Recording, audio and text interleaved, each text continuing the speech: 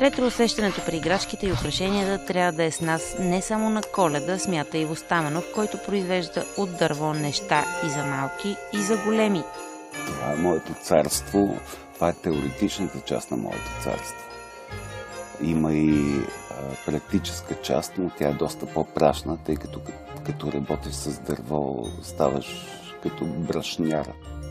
Иво няма нищо против да е ретро и си спомня как е започнало всичко. Ето е първата. Тази преди много години я направих. След това този камион обиколи цяла Европа. Той ме води всъщност, не аз него. Ретро... Аз по принцип не обичам хитовете. Не съм по хитовете никак, т.е. не се съобразявам с модата.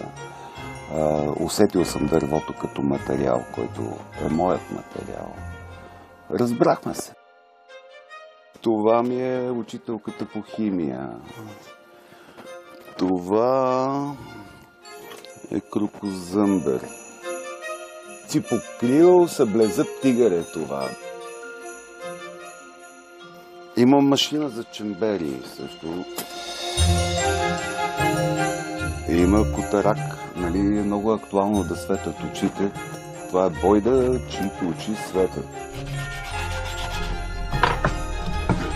Майсторът на дървото с ухото обяснява творчеството си, особено на деца, които обучава как сами да си сглобят играчките.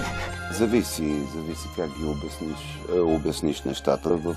Не помня кое училище, дигнах учителката по английски с лост и пръст, съвсем леко усилие. Нали?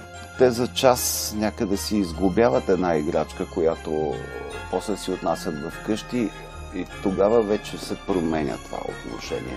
Тоест изведнъж интересът се събужда, когато сам си направиш нещо.